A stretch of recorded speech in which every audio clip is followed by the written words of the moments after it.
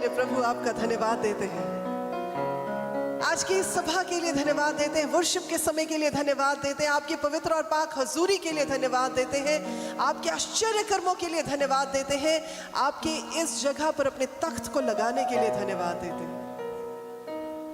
वाकई में ही हम चीजों की, हम बुतों की प्रस्तुति नहीं करते, हम जीवित परमेश्वर की प्रस्तुति करते हैं।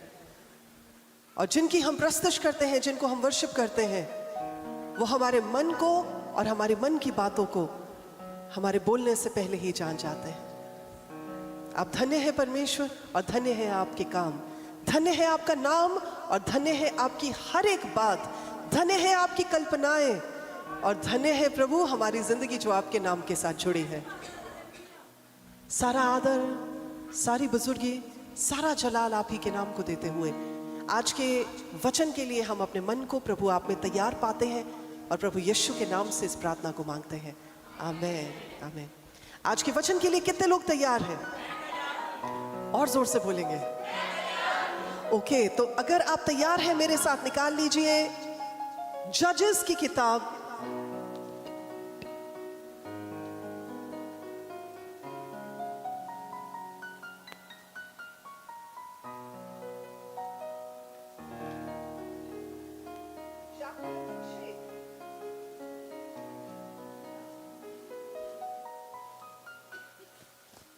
न्यायों की किताब चैप्टर नंबर 6, और पहले मेरे साथ पढ़ देंगे वर्स नंबर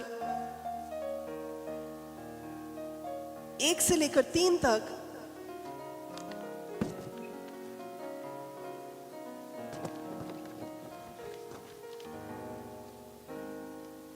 जिससे आपको बैकग्राउंड समझ में आ जाएगी। न्यायों की किताब चैप्टर नंबर 6 और वर्सेस 1, 2 और 3। हाँ जी। तब इज़राइलियों ने यहोवा परमेश्वर की दृष्टि में बुरा किया, इसलिए यहोवा परमेश्वर ने उन्हें मिधानियों के वश में 7 वर्ष कर रखा, और मिधानी इज़राइलियों पर प्रबल हो गए।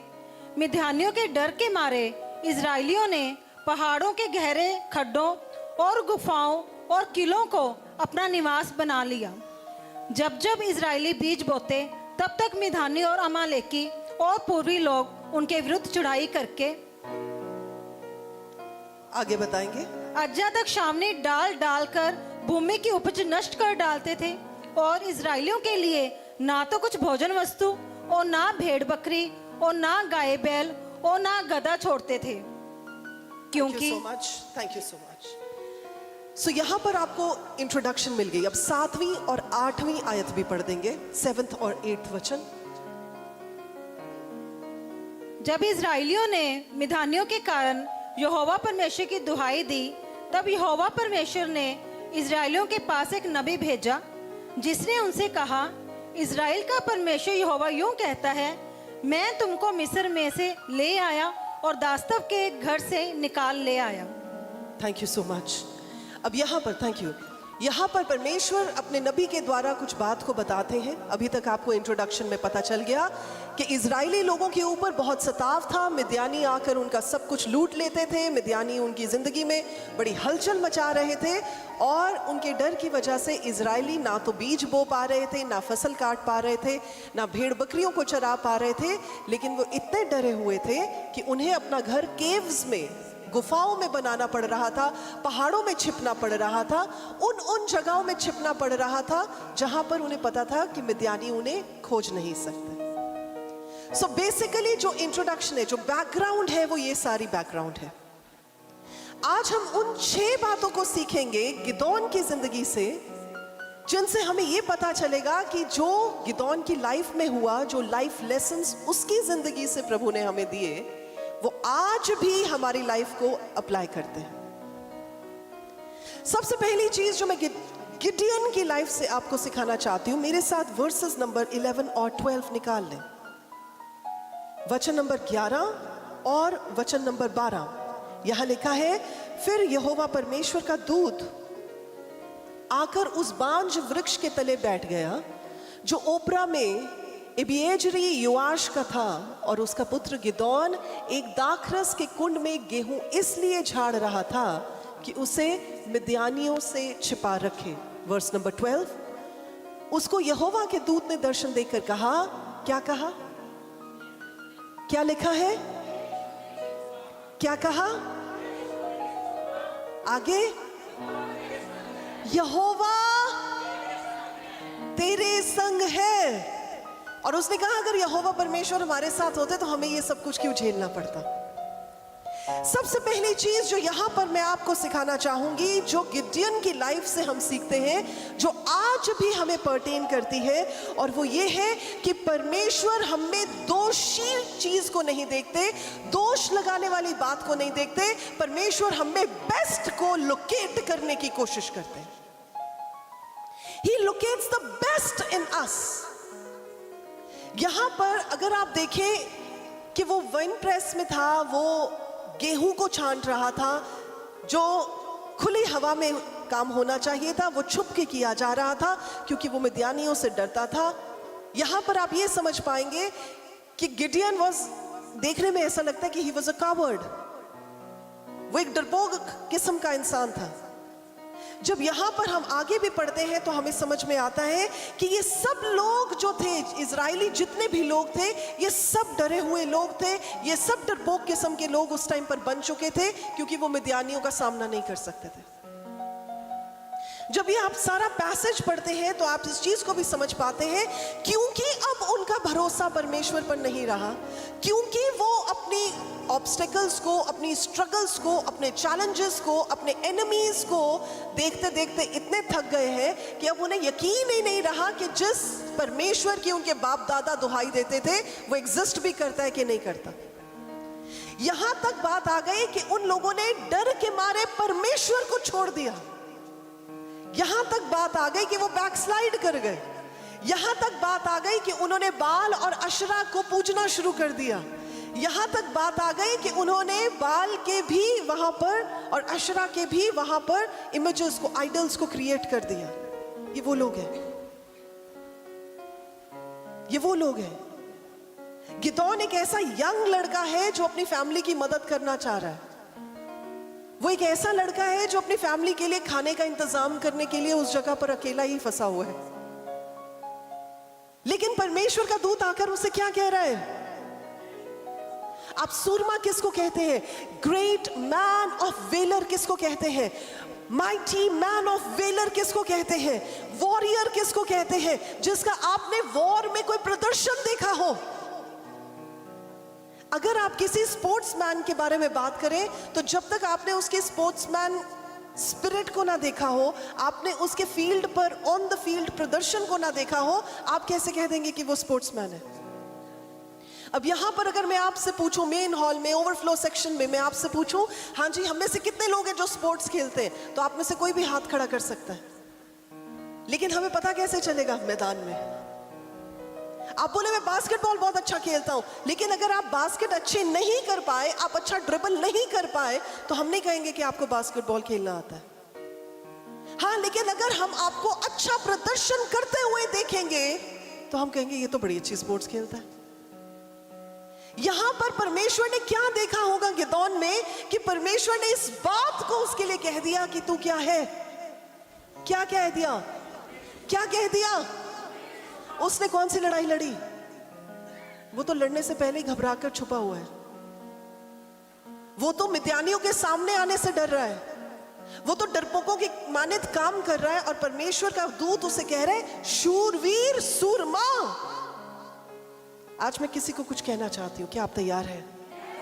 Are you ready for this? परमेश्वर आपके बीते हुए कल से, आपके आज के प्रेजेंट से आपकी जिंदगी का आंकलन नहीं करते। He does not look at your past. He does not look at your present.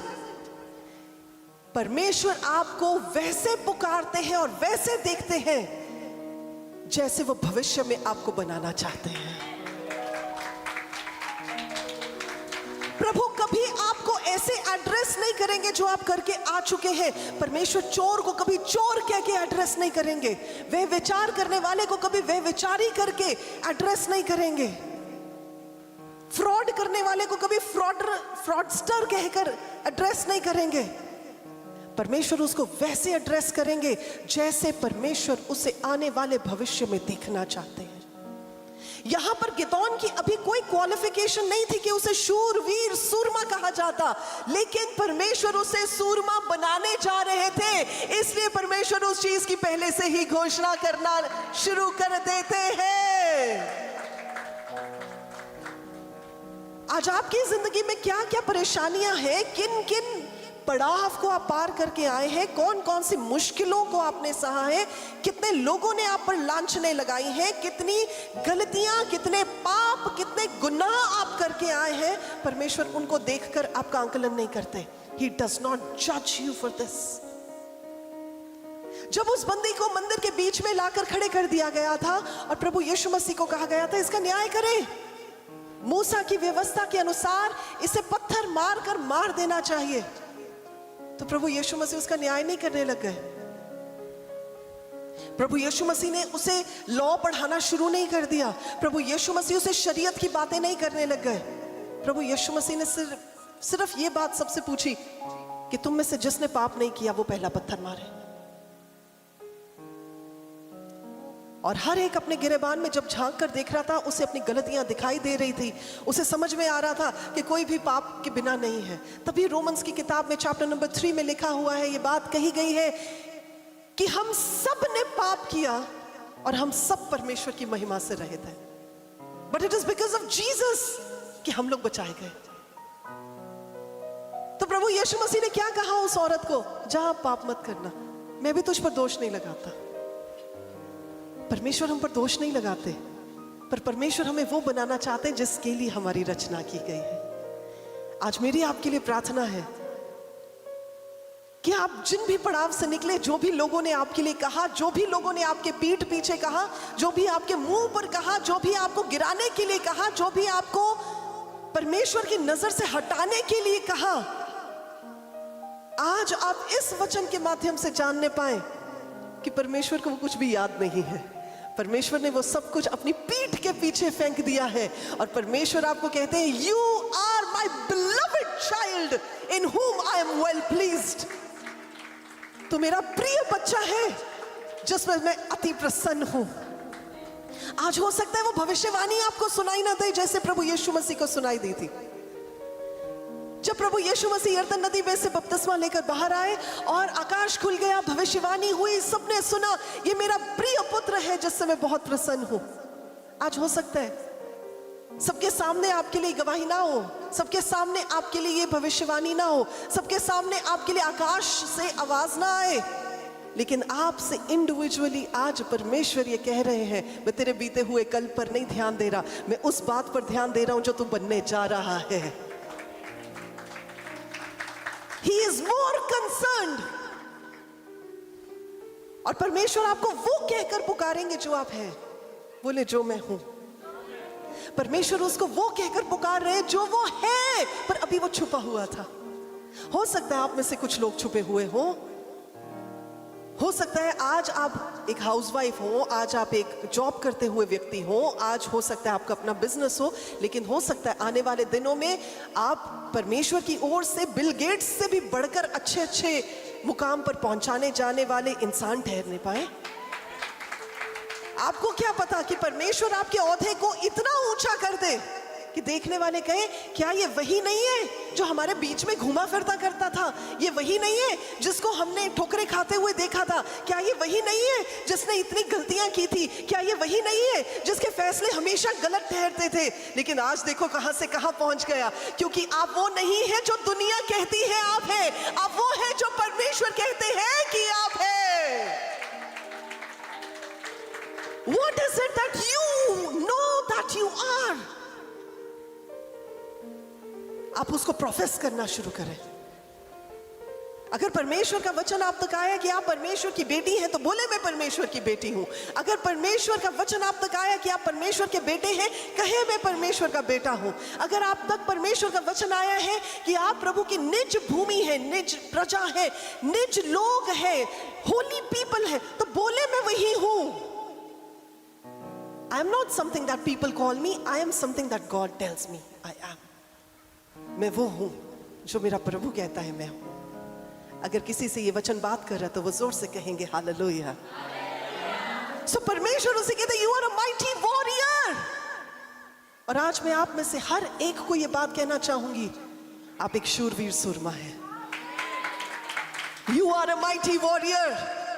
आप वो वॉरियर हैं जो हर तरह की लड़ाई को लड़ते हुए आगे बढ़ते जा रहे हैं। आप वो वॉरियर हैं जो अपने घर की लड़ाइयों को भी परमेश्वर में होकर संभाल रहे हैं। आप वो वॉरियर्स हैं जो अपनी जिंदगी के हालातों को भी लड़ाई करके परमेश्वर में जीत में तब्दील होते हुए देखने जा रहे हैं। आप वो वॉरियर हैं। You are not coward. शैतान कह सकता है आपको तू डरपोक है, कह सकता है तू हारा हुआ है, कह सकता है तूने गलत किया है, कह सकता है कि तुझसे क्या होगा, कह सकता है।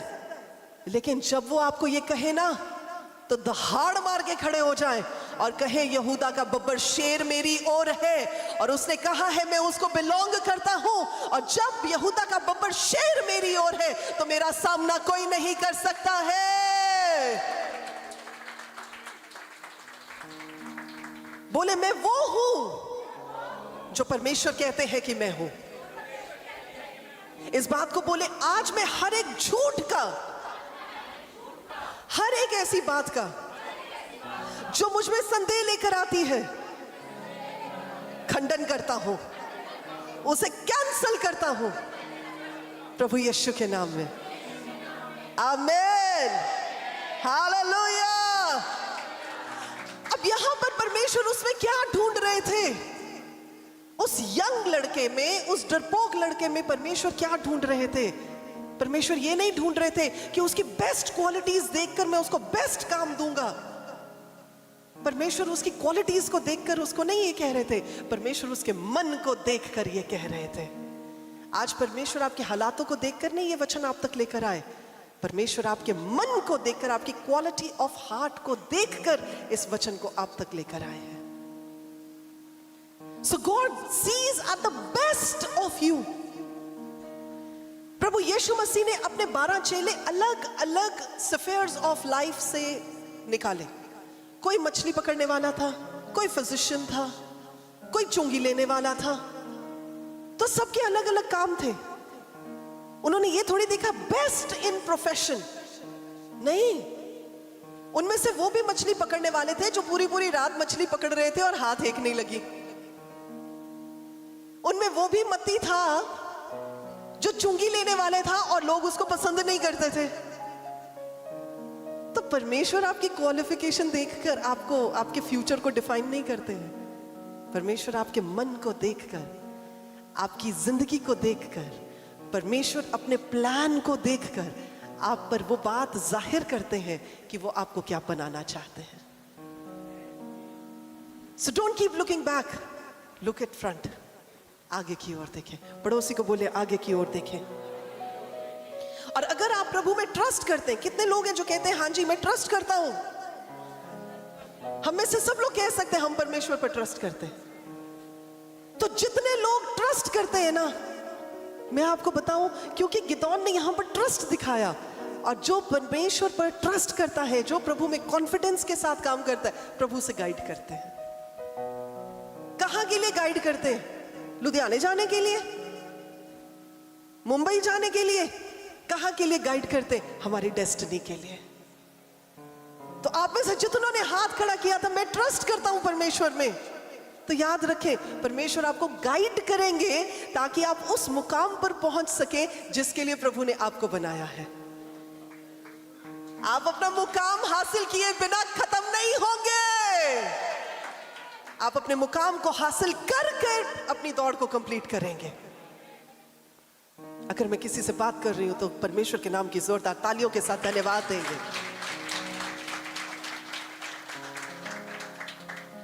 दूसरी चीज जो हम गिदोन से सीख सकते हैं, पहली चीज समझ में आ गई, दूसरी चीज मेरे साथ इसी चैप्टर का वचन नंबर 25, 26 और 27 निकाल देंगे। 25 नंबर लिखा है, फिर उसी रात को, किस रात को? आपकी बाइबल में क्या लिखा है? उसी रात को क्या किया? यहोवा ने गिदोन से कहा अपने पिता का जवान बैल अर्थात दूसरा 7 वर्ष का बैल ले और बाल की जो वेदी तेरे पिता की है उसे आवाज नहीं आई। उसे, और जो अशेरा देवी उसके पास है उसे, और आगे क्या लिखा है 26 में, और उस दृढ़ स्थान की चोटी पर ठहराई हुई रीति से अपने परमेश्वर यहोवा की एक, तब उस दूसरे बैल को ले और उस अशेरा की लकड़ी जो तू काट डालेगा जलाकर, और 27वें वचन में लिखा है, तब गिदोन अपने संग 10 दासों को लेकर यहोवा के वचन के, परंतु अपने पिता के घराने और नगर के लोगों के डर के मारे ये काम दिन को ना कर सका, इसीलिए रात में छिप कर किया। पर कर दिया, बोले कर दिया। दूसरी चीज जो हम गिडियन की लाइफ से यहां पर सीख सकते हैं वो ये है कि उसकी जिंदगी में जितने भी आइडल्स थे, जितनी भी वेदियां थी, वो उसने ढा दी प्रभु यीशु के नाम में। जब तक आपकी जिंदगी में वेदियां रहेंगी, ऑल्टर्स रहेंगे, तब तक उनका आप पे कंट्रोल रहेगा।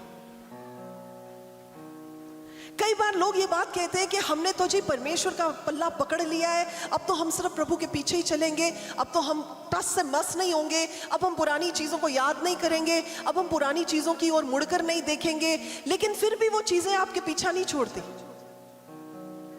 फिर भी बाप दादाओं के श्राप जो है वो पीछा नहीं छोड़ते, फिर भी जो पुरानी चीजें हैं वो साथ साथ चलती रहती हैं। क्यों? क्योंकि वेदियां नहीं ढाई। पुरानी वेदी को ढाना जरूरी है ताकि आप परमेश्वर की नई वेदी बनाकर उसके अनुसार अपनी आशीषित जिंदगी जी सके। आप नई वेदी बनाकर पिछली वेदी को बिना ढाए हुए आगे नहीं बढ़ सकते। You have to break the old altars. मुझे नहीं पता आज मैं किससे बात कर रही हूं, पर मुझे पता है कि अगर परमेश्वर ये बात आज आप तक पहुंचा रहे हैं, इसका मतलब किसी की जिंदगी में कुछ पुरानी वेदियां हैं जिनका ढाए जाना जरूरी है।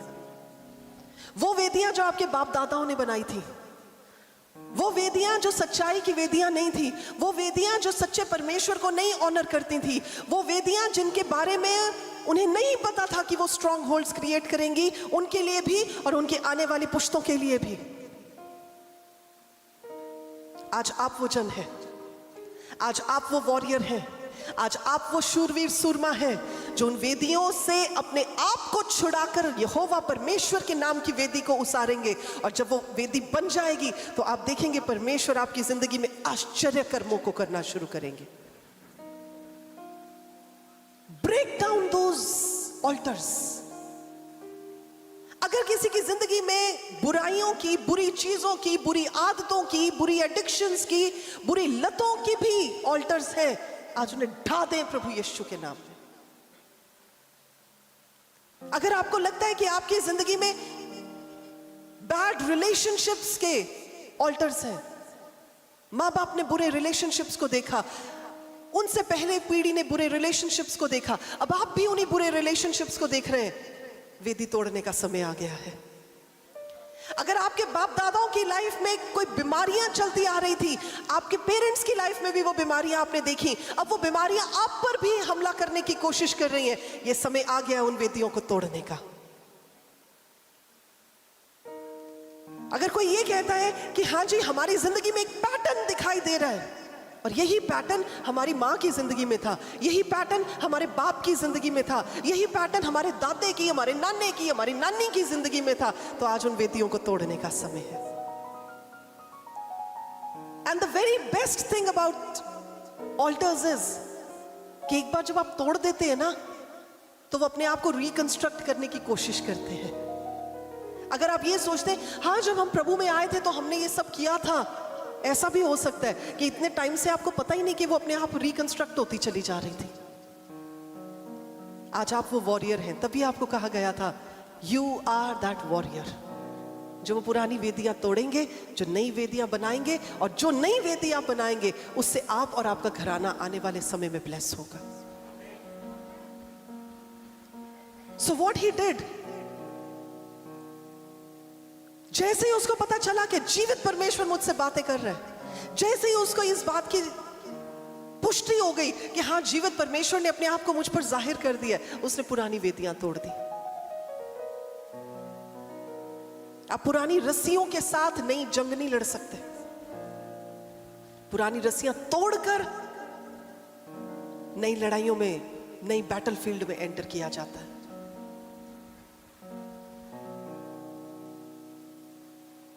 और इसलिए भी उसने वेदी तोड़ी, क्योंकि परमेश्वर आइडल वर्शिप को पसंद नहीं करते, या मैं यूं कह दूं, एक्सेप्ट नहीं करते। यहां पर जब हम पढ़ रहे हैं, लिखा था कि बाल की भी वेदी थी, अशेरा का भी पेड़ था। क्या था ये सब कुछ? दीज वर आइडल्स जिनको देखकर लोग पूछते होंगे। आज हम क्या सीख सकते हैं? हमारी जिंदगी में ऐसे कोई बुत नहीं होने चाहिए। आइडल्स कैसे बनते हैं? जिस भी चीज को आप परमेश्वर की जगह पर रख देते हैं और वो आप में और परमेश्वर के बीच में एक दीवार का काम करती है, वो आपके लिए आइडल है। मैंने बड़ी बार समझाया, आज मैं अलग से नहीं समझाऊंगी, पर कोई भी ऐसी चीज जो परमेश्वर का समय आपसे चुरा ले, मैं दोबारा कहूंगी इस बात को, कोई भी ऐसी चीज जो परमेश्वर का टाइम आपसे, आपकी जिंदगी से चुरा ले, वो आपका आइडल है, वो आपके लिए मूर्त है। अब अपने आप ही देख लें आपकी जिंदगी में क्या चीज है जो मूर्त बनी हुई है। किसी का स्टेटस हो सकता है, किसी की शोहरत हो सकती है, किसी का नाम हो सकता है, किसी का मुकाम हो सकता है, किसी की डिग्रियां हो सकती हैं, किसी का पैसा हो सकता है, कुछ भी हो सकता है, किसी की जॉब हो सकती है। सारा दिन जॉब, सारी रात जॉब, सारा टाइम काम काम काम काम काम, वो भी तो बुत है। तो आज जो भी बुत आपकी जिंदगी में है, जो भी आइडल्स आपकी जिंदगी में है, उन्हें टेयर डाउन करें, उन्हें गिराएं, ताकि परमेश्वर को आप मौका दें कि प्रभु अपने आप को आप पर जाहिर कर सके। तीसरी चीज जो हम यहां पर सीखते हैं,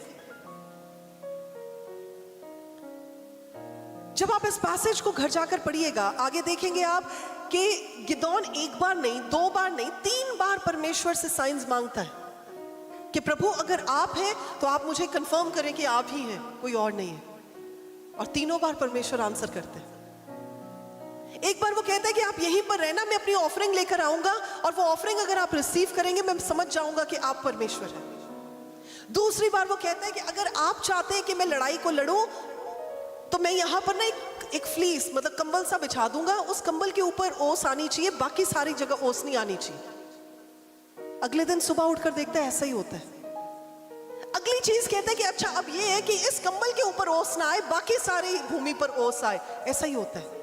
वो कॉन्फर्मेशंस पे कॉन्फर्मेशंस मांगता है और परमेश्वर देते हैं। तीसरी चीज जो हम यहां पर सीखते हैं गिदोन की जिंदगी से, हम सब परमेश्वर का वो अनफिनिश्ड प्रोडक्ट है जिस पर परमेश्वर काम कर रहे हैं। मुझे लगा था आपको खुशी होगी ये बात सुनकर, मुझे लगा था आप इस बात के लिए खुश हो जाएंगे कि अभी भी परमेश्वर आपको संवार रहे हैं, बना रहे हैं, तैयार कर रहे हैं। अभी आप फिनिश्ड प्रोडक्ट नहीं है, अभी भी आप बनाए जा रहे प्रोडक्ट है। तभी तो हम अपनी जिंदगी में कभी कभी डाउट में आ जाते हैं, तो डाउट में आना ओके है। कभी कभी डर में आ जाते हैं, डर में आना भी ठीक है। जब तक आपका भरोसा परमेश्वर पर है और आप अपनी हर एक बात को परमेश्वर के सामने रखते, तब तक जो भी आप फील करते इट्स ओके। लेकिन जिस दिन आप अपने मन की बातों को छुपाना शुरू कर दे, जिस दिन आप परमेश्वर के साथ बातचीत ना करें, जिस दिन आप अपने कम्युनिकेशन को स्टॉप कर दें, उस दिन प्रॉब्लम है। None of us is a finished product कि बस अब म्यूजियम में रख दिया जाए, अब कोई टेंशन नहीं है। मैंने एक बार आपको एक कहानी सुनाई थी, मुझे नहीं पता आप में से कितनों को याद है, पर मैं फिर दोबारा सुना दूंगी। एक बार एक म्यूजियम में एक बड़ी प्यारी सी कलाकृति होती है, संगमरमर का एक बड़ा प्यारा स्टैचू होता है। आप में से कईयों को याद होगी ये स्टोरी, पर बाकी भूल गए होंगे शायद। तो एक सेंटर पॉइंट में म्यूजियम में उस स्टैचू को रख दिया जाता है। दूर दूर से लोग आते हैं, टिकट खरीदते, बड़े पैसे लगाते हैं और आके उस म्यूजियम में आकर उस स्टैचू को देखते हैं और उसके साथ फोटोज लेते हैं, उसके साथ बड़ी अच्छे अच्छे पोजेस बनाकर खड़े होते हैं और उन मेमोरीज को घर ले जाते हैं। वहीं पर एक मार्बल का पीस जमीन पर लगा होता है जिसके ऊपर लोग खड़े होकर फोटो लेते हैं। ये मार्बल के पीस को बड़ी जेलसी होती है उस स्टैचू के साथ, और वो एक रात बड़े गुस्से में उस स्टैचू को बोलता है, तू भी उसी पत्थर से निकाला गया, मैं भी उसी पत्थर से निकाला गया, लोग तेरे साथ तस्वीरें बनाते हैं, तेरे को घर लेकर जाते हैं, मेरे ऊपर खड़े होकर फोटो बना लेते हैं और मुझे कोई पूछता भी नहीं है। स्टैचू वाला संगमरमर कुछ नहीं कहता, लेकिन जो वो पैरों में लगा हुआ संगमरमर का पीस होता है वो और गुस्से में आकर कहता है ऐसा तुझ में क्या खास है जो मुझ में नहीं है।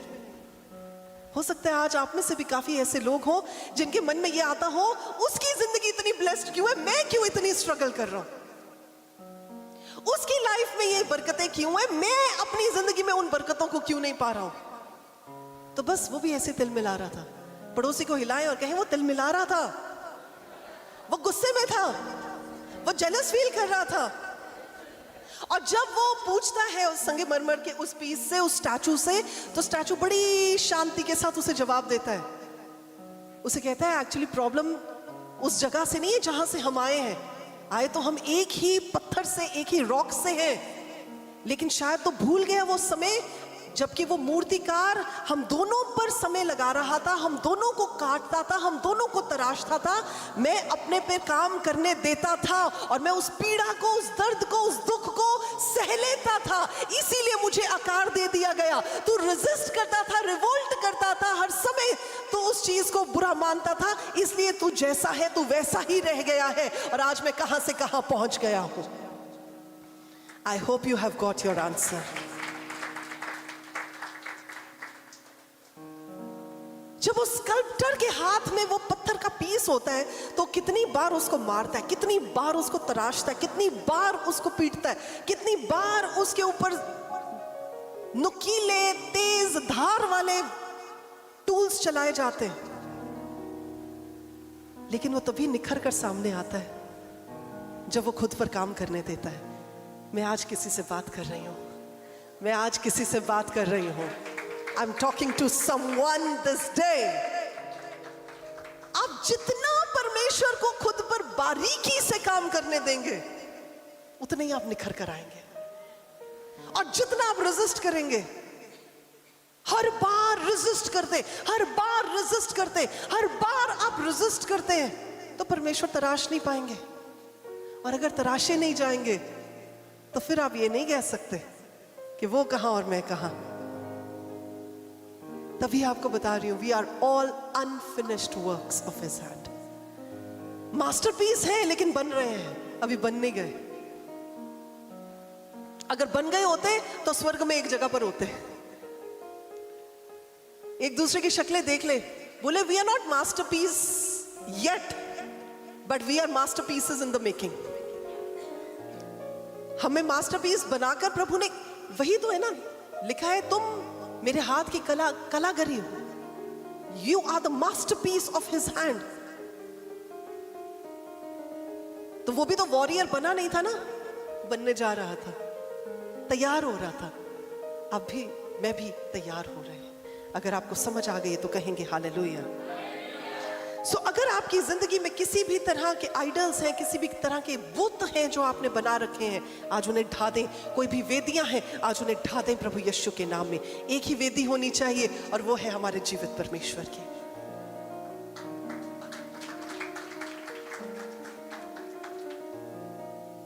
तीसरी चीज जो मैंने आपको बताई कि हम सब अनफिनिश्ड, हम उस मास्टरपीस कैटेगरी में बनाए जाने वाले और रचे जाने वाले लोग हैं जो उस कैटेगरी में आ रहे हैं, तैयार हो रहे हैं। चौथी चीज जो यहां पर हम सीखते हैं,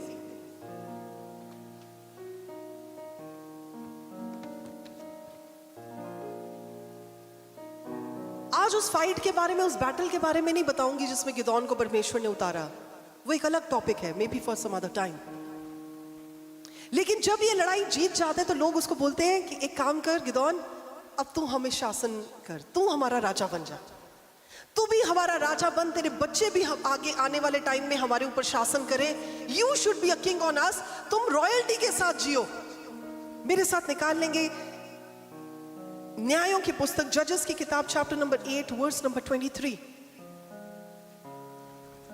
मिद्यानी को हराने के बाद ये सब कुछ हुआ, पर वो बड़े आराम से मना कर देता है और कहता है, गिदोन ने उनसे कहा, मैं तुम्हारे ऊपर प्रभुता ना करूंगा और ना मेरा पुत्र तुम्हारे ऊपर प्रभुता करेगा, यहोवा ही तुम पर प्रभुता करेगा।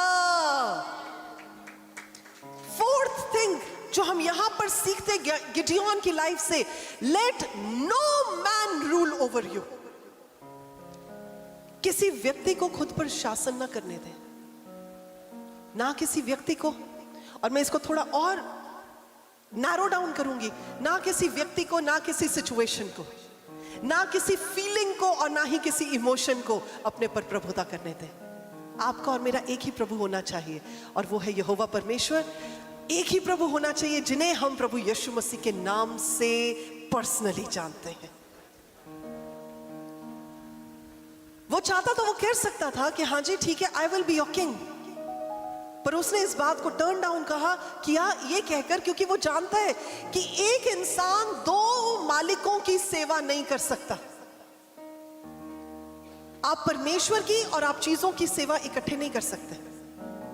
या आप परमेश्वर की सेवा करते हैं और उन चीजों को इस्तेमाल करते हैं ताकि आप परमेश्वर की सेवा में उन्हें यूज कर सकें।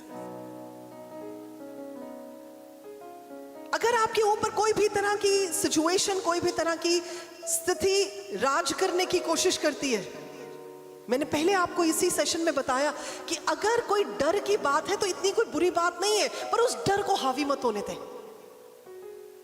अगर संदेह है कोई बात नहीं है, it is okay, it is natural, पर उसको खुद पर रूल ना करने दें। अगर बीमारी है इट्स ओके, उसको रूल ना करने दें। यानी किसी भी चीज को, किसी भी सिचुएशन को खुद पर प्रभुता ना करने दें। आपके और मेरे ऊपर सिर्फ प्रभुता परमेश्वर की होनी चाहिए। The only person who should be the lord of our lives is our Lord.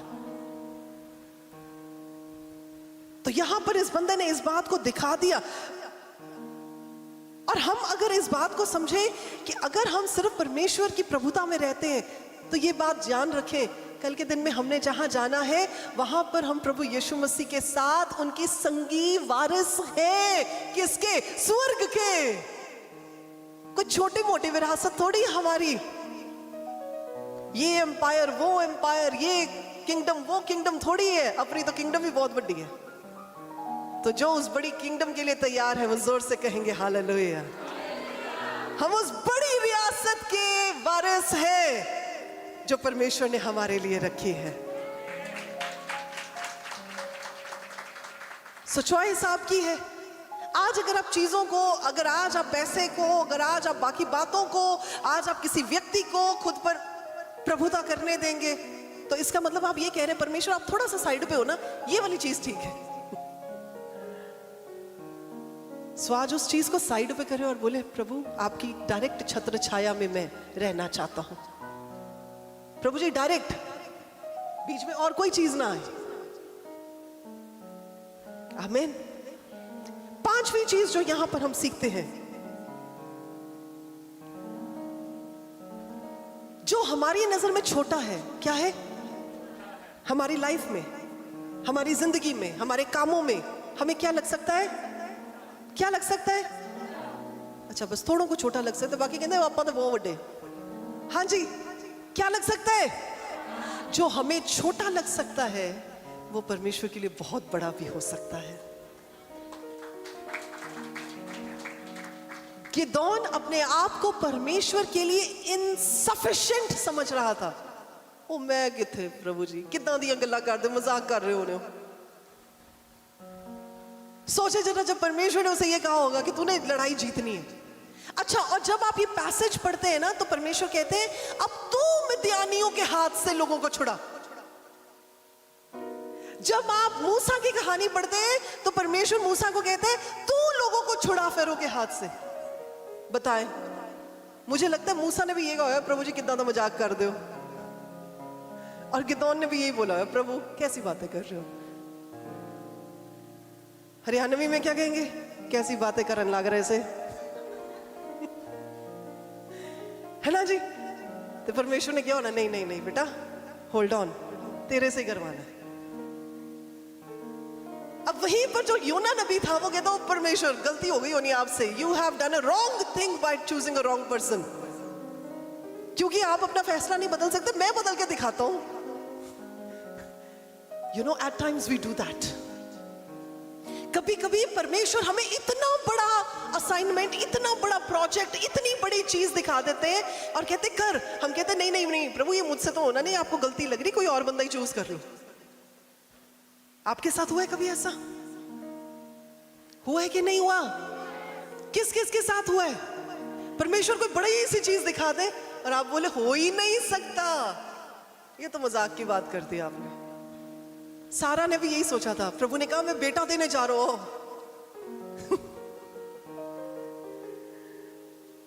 जब आप पे कभी कोई बड़ी प्रोफेसी हो जाए, कहता हो ना प्रॉफिट सर ने, वो परमेश्वर की दासी ने भी कह दिया होगा किसी और के लिए होगा, मेरे लिए नहीं था। लगता है कभी कभी ऐसा? हाँ देखो हंस रहे, मुझे पता है आपको लगता होगा।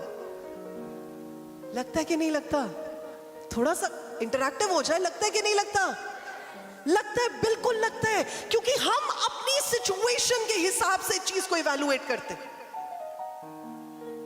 हमें लगता है हमारी दौड़, हमारी कैपेबिलिटी, हमारी कैपेसिटी, हमारे जो स्टैमिना के हिसाब से बस यही तक होना चाहिए, लेकिन परमेश्वर दिखा रहे तो वो दूर तक।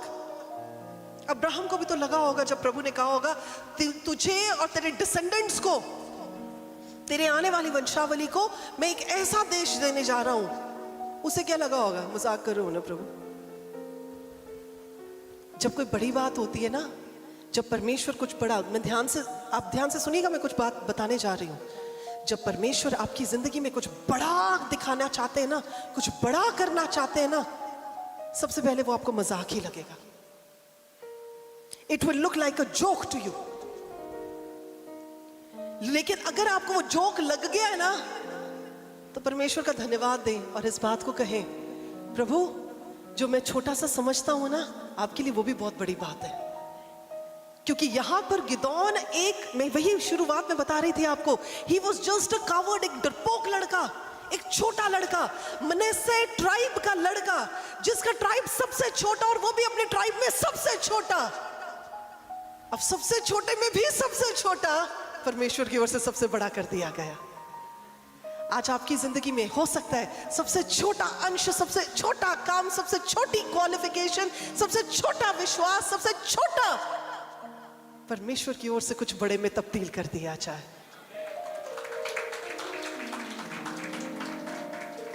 So for you it must be small little thing. योना नबी के लिए वो छोटी सी बात हो सकती है, जाके प्रचार करना है। अब पहुंच ही गए तो क्या ही देते हैं, एट द मोस्ट क्या होगा, लोग मरवा देंगे, राजा पकड़कर एग्जीक्यूट कर देगा तो कर देगा। अब जाके करके आते हैं, छोटी सी बात, जाके रिपेंट कराना तो नहीं था ना, एक वचन देना था। एस्तर रानी, क्या थी बात, जान जाती है तो जाए, इससे ज्यादा क्या हो जाएगा। शद्रक मेशक अबेदनेगो, आग की भट्टी, ये ऑप्शन ही नहीं है हमारे पास कि हम परमेश्वर का इनकार कर दें। जाना पड़ेगा तो चले जाएंगे, खत्म है तो खत्म ही सही। मैं किसी से कोई बात कर रही हूं, for you it may just be as simple, प्रभु है तो मजाक की बात, देखने में तो लग नहीं रहा है इसमें कोई वास्तविकता हो सकती है, लेकिन अब क्योंकि यहां पर आ गए हैं, अब ये छोटा सा काम है, ये भी करने के लिए तैयार हूं। आपका छोटा सा काम परमेश्वर के राज्य की महिमा के लिए एक बड़ा काम सिद्ध होगा प्रभु यीशु के नाम में। और यहां पर आप देखें, वो उसके कामों की वजह से, उसकी लियाकत की वजह से, उसकी किसी बड़ी चीज की वजह से नहीं था। It was because of the quality of his heart. सच्चाई, सधाई, खराई थी उसके दिल में, जो था बस वैसे ही था परमेश्वर के सामने।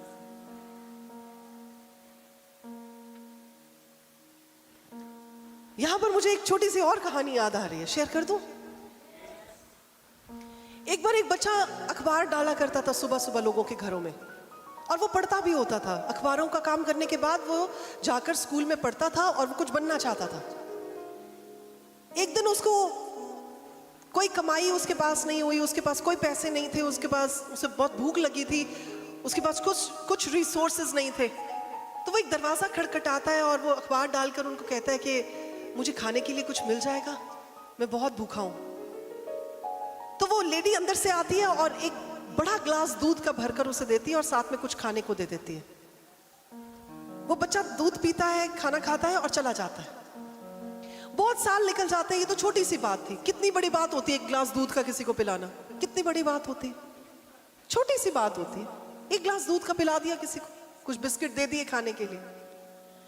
अब बड़े सालों के बाद वो बंदी बहुत बीमार हो जाती है और एक बहुत बड़े हॉस्पिटल में उसको भर्ती करवाना पड़ता है, और एक सुपर स्पेशलिटी वाले हॉस्पिटल में और एक बहुत हाईली स्पेशलाइज्ड डॉक्टर के पास वो इलाज के लिए जाती है। जब वो बिल देखती है तो उसको पता होता है वो बिल नहीं पे कर सकती। इतना महंगा हॉस्पिटल, इतना महंगा डॉक्टर, इतनी महंगी स्पेशलिटी वालों की फीस। वो कहती है कि आई कांट पे दिस।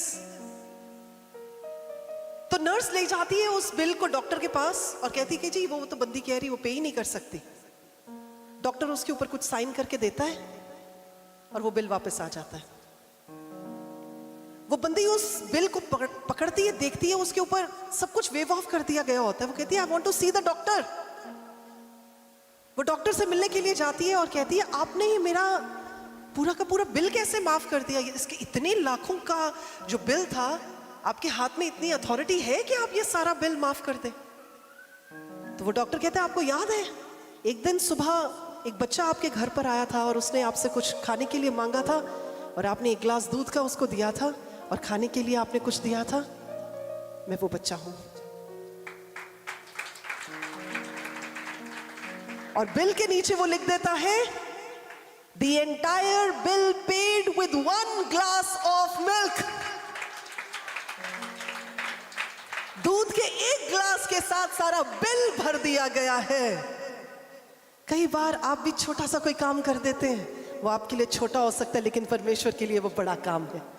तभी परमेश्वर के वचन में लिखा है तुम यदि किसी छोटे से छोटे को एक ग्लास ठंडा पानी भी ये जानकर पिलाते होगे वो परमेश्वर का दास है, तुम अपने प्रतिफल से वंचित नहीं रहते हो। आपकी नजर में वो छोटी बात हो सकती है, छोटा काम हो सकता है, छोटी चीज हो सकती है, पर परमेश्वर के लिए एक वो बड़ी बात है। गिदोन ने अपना छोटा सा डाउट, छोटी सी बात, छोटी सी मन की चीज परमेश्वर के सामने रखी। And look at what God made out of him, कि लोग फाइनली उसको जाकर ये कहते तू राजा ही बन जा। क्या मैं किसी से बात कर रही हूं? योर स्मॉल लिटिल एक्ट, आप परमेश्वर के लिए, प्रभु के लोगों के लिए, प्रभु को सामने रखते हुए, प्रभु को हाजिर नाजिर जानते हुए कुछ छोटा सा भी अगर कर देते हैं ना, पड़ोसी को हिलाएं और कहें छोटा सा भी अगर कर देते हैं। आपकी आवाज नहीं आई? अगर आप कुछ छोटा सा भी कर देते हैं, परमेश्वर की नजर में वो छोटा नहीं होता कि चलो छोटा जा ग्लास इधर पिलाया सी। परमेश्वर कहते हैं तुम अपने रिवॉर्ड से वंचित नहीं रहोगे। That is what our God is. That is who our God is. तो यहां पर इसने क्या दे दिया परमेश्वर को, क्या ऑफर कर दिया परमेश्वर को? जब आप पढ़ेंगे आपको पता चल जाएगा। नॉर्मल सी ऑफरिंग, नॉर्मल सा परमेश्वर के सामने सैक्रिफाइस, नॉर्मल सी चीज, और जो सच्चा था, सच्चाई थी अंदर, वही उड़ेल कर बाहर रखती।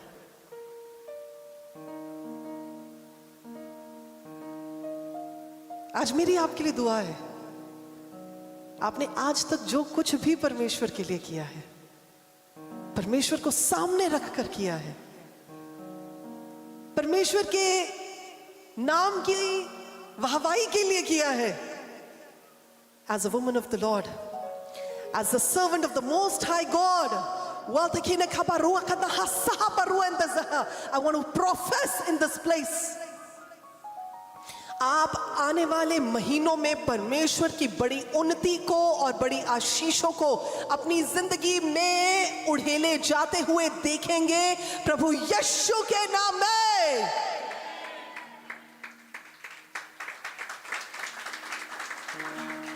और मैं ये भी महसूस कर रही हूं, आप में से कुछ लोग ऐसे होने वाले हैं, आपके लिए आशीष रखने की जगह कम पड़ जाने वाली है प्रभु यीशु के नाम में। क्योंकि जो आपको छोटा छोटा लगता था ना, चलो ये छोटी सी बात है, ये तो वैसे ही छोटा सा कर देते हैं, वो आपकी नजर में छोटा था, परमेश्वर की नजर में छोटा नहीं था। I speak this in the name of Yeshua. और फाइनल,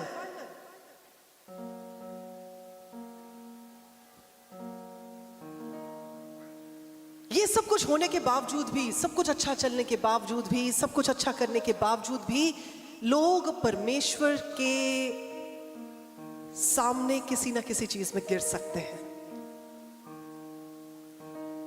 गिदोन को हमने देखा, उसकी जिंदगी की हर एक बात को अगर आप देखते क्लोजली वॉच आउट करते, वो बहुत बढ़िया रहा हर चीज में, लेकिन लास्ट में जाके एक गलती कर देता है। मेरे साथ निकाल लेंगे जजेस की किताब चैप्टर नंबर 8 और वर्स नंबर 27, इसी का 27 नंबर वचन लिखा है।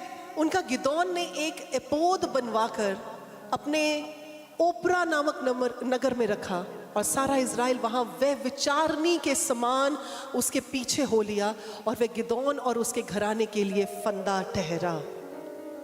जिस काम को नहीं करना चाहिए था, जिस आइडल को नहीं बनाना चाहिए था, जिस मूरत को नहीं खड़ा करना चाहिए था, उसने वही खड़ा करके इजराइलियों के लिए और अपने लिए गलती कर दी। It is easy to fall off. योना नबी की जिंदगी में भी जब आप देखते हैं, सब कुछ बढ़िया किया, जाके परमेश्वर का काम कर दिया, डरते डरते भी कर दिया। अब जब लोग बचाए गए तो परमेश्वर से नाराज होकर बैठ गया।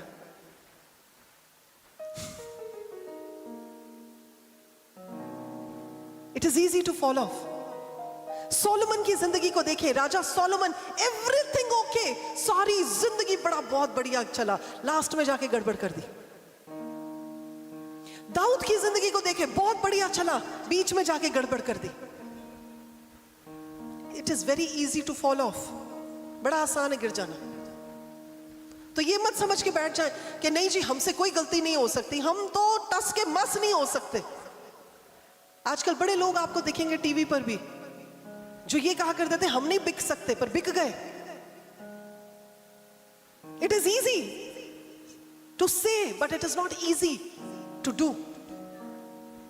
कहने की बातें होती हैं, हम ये नहीं करेंगे। और मैं उस बंदे, और मैं वैसे भी generally I was thinking about it, जिस बंदे को अपनी जिस चीज पर सबसे ज्यादा घमंड होता है ना, वो वहीं पर गिराया जाता है।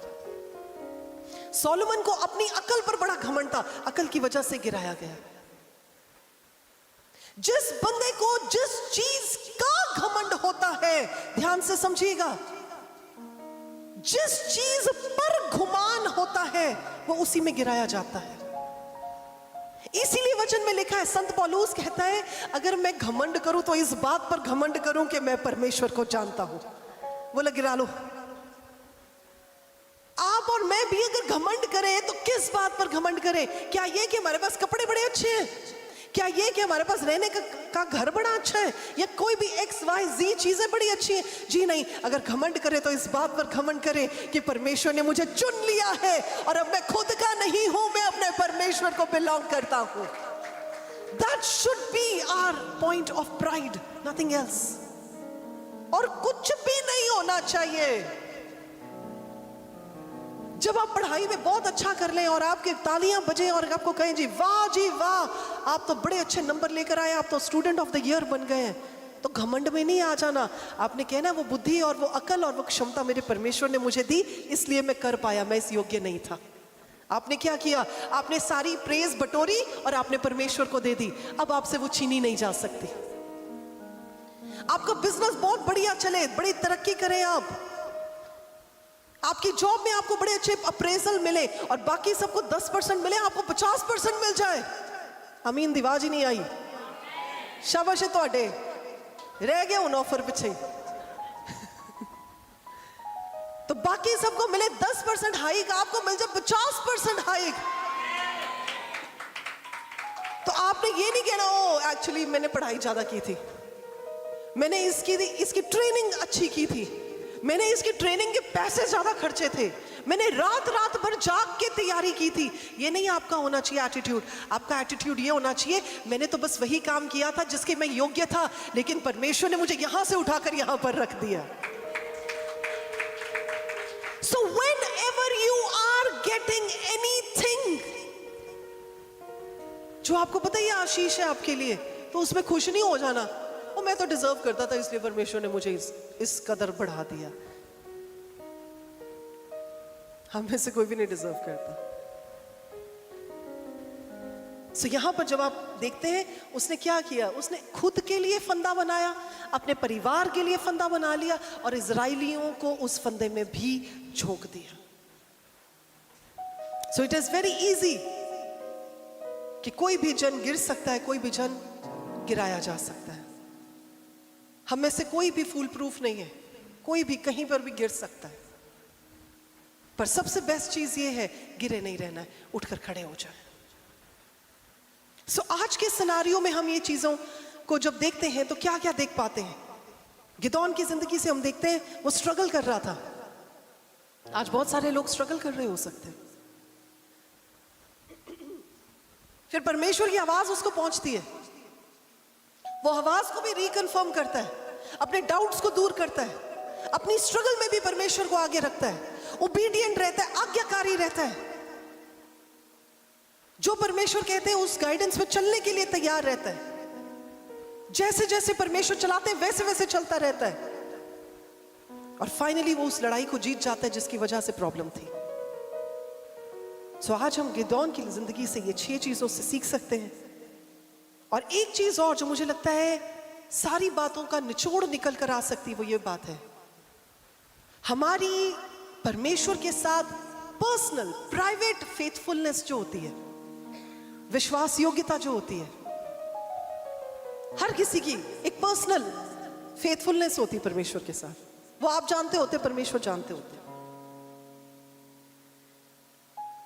वो उस बात को डिटरमिन करती है, उस बात को निश्चित करती है कि पब्लिकली परमेश्वर आपको कैसा इस्तेमाल करेंगे। सो जो आप प्राइवेट में पर्सनल जिंदगी में आज्ञाकारिता को दिखाते हैं, वो पब्लिकली परमेश्वर के सामने प्रदर्शित की जाती है। सो बी वॉचफुल कि आपकी पर्सनल लाइफ प्रभु के साथ कैसी है। तभी मैं कह रही हूं सारी बातों का एक निचोड़। अगर आप सब कुछ भूल जाते हैं आज के मैसेज से, एक ही बात याद रखते तो वो ये याद रखिएगा, आपकी पर्सनल जिंदगी परमेश्वर के साथ कैसी है। That's it।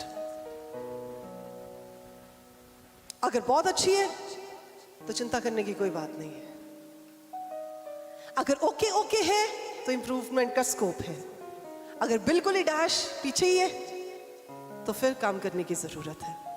तो वो आप जानते हैं, परमेश्वर जानते हैं, लेकिन अगर आपको उस पर काम करने की जरूरत है, वर्क इट आउट, ताकि आप परमेश्वर से उस इनाम को, उस अजर को पा सकें जो आपके लिए रखा गया है। प्रभु यीशु के नाम में आमीन। आइए इस समय अपने पैरों पर खड़े हो जाएं।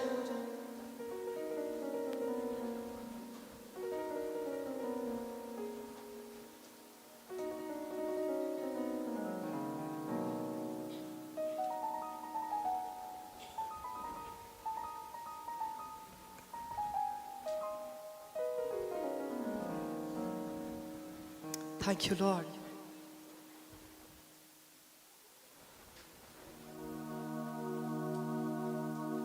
प्रभु जी आपका धन्यवाद देते मेरे परमेश्वर पिता, आज के इस वचन के द्वारा जबकि आपने अपने लोगों से बातचीत की है, तो हमारा भरोसा है कि प्रभु आप उन्हें तज नहीं देंगे, आप उनकी पुरानी बीती हुई जिंदगी के अनुसार उन्हें फल नहीं देंगे, लेकिन प्रभु जो आप उन्हें बनाना चाहते हैं उसके अनुसार आप उन्हें ढालते चले जाएंगे। आज हमारी प्रार्थना है कि प्रभु आपके लोग अपने आप को आपके सामने कंप्लीटली सरेंडर करने योग्य हो जाए, आपकी इच्छा में अपने आप को ढालने के योग्य हो जाए, आपकी आज्ञाकारिता में चलने के योग्य हो जाए, अपने संदेह को एक तरफ रखकर आपकी बातों को सुनने और उन पर चलने के लिए तैयार हो जाए। और जब जब वो आपके कामों को अपनी जिंदगी में देखें, आपकी बातों को सुने, तो प्रभु जी उनके मन से एक आवाज आए कि वो आपके लिए सब कुछ कर दें। आज मेरी प्रार्थना है मेरे परमेश्वर पिता कि आपके लोग इस वास्तविकता में बढ़ने पाए कि आप उनकी सिचुएशंस को देखकर उन्हें आशीष नहीं देते, आप जो उनसे प्रेम करते हैं उसके अनुसार, और जो वो आपके साथ विश्वास योग्यता में चलते हैं उसके अनुसार आप उनकी झोलियों को भरते हैं। आज मेरी प्रार्थना है मेरे परमेश्वर पिता कि आपके लोग आप में नया बल पाते चले जाएं। आइए अपने हाथों को ऊंचा करें। प्रभु आपके लोग आप में नया बल पाते चले जाएं प्रभु यीशु के नाम में। आज से इनके मन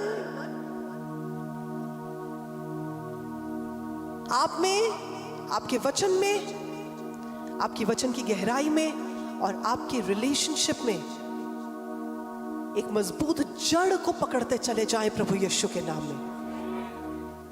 प्रभु आज से आपके लोग अपनी छोटी छोटी उन कॉन्ट्रीब्यूशंस को जो वो आपके लिए करते हैं आपके सामने ऑफर कर पाए, ताकि आपको मौका दिया जा सके कि आप उन छोटे बीज को इस्तेमाल करें बड़े फल को लाने के लिए। मेरी प्रार्थना है कि आज अगर कोई भी संदेह में जी रहा है तो उसकी जिंदगी से संदेह की दुष्टता प्रभु यीशु के नाम से हटा दी जाए और आपका फेथ उनकी जिंदगी में इन्फ्यूज कर दिया जाए।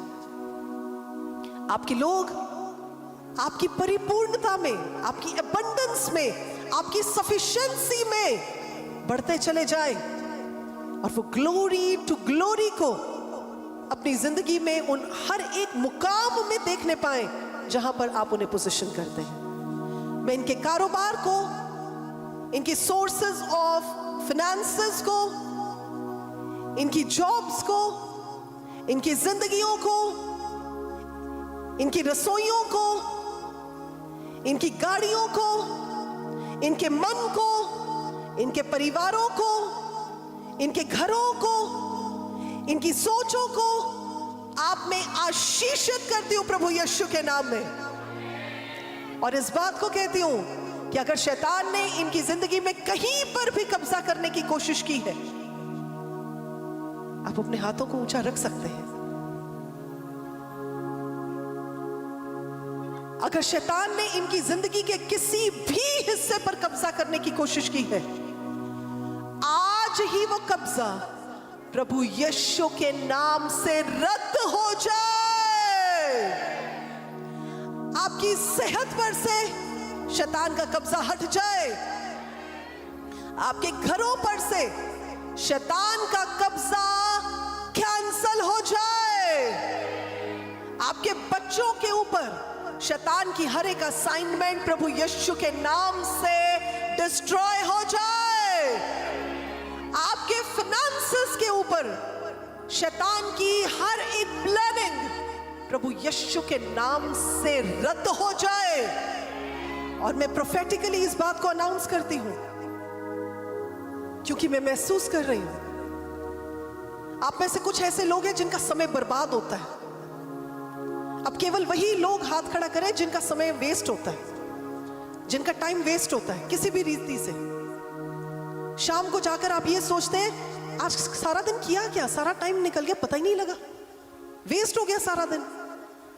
जिन्होंने हाथ खड़े किए, मैं विश्वास करती हूं कि आपको रेस्टोरेशन की जरूरत है। अपने हाथों को ऊंचे करें, कोई बात नहीं, इतना नहीं कोई थक गए। और जितने हाथ ऊंचे किए, मैं इस समय आपके टाइम में परमेश्वर की रेस्टोरेशन को बोलती हूं। मैं इस बात को कहती हूं कि अब से शैतान आपका टाइम चुराना बंद करे और अब से जब जब वो आपके समय को चुराने की कोशिश करे, प्रभु यीशु के नाम से, प्रभु यीशु के जीवित नाम में शैतान औंधे मुंह गिरे प्रभु यीशु के जिंदा नाम में। My Lord, restore your time. May your time be fruitful in the name of Jesus. May your time be productive in the name of Jesus.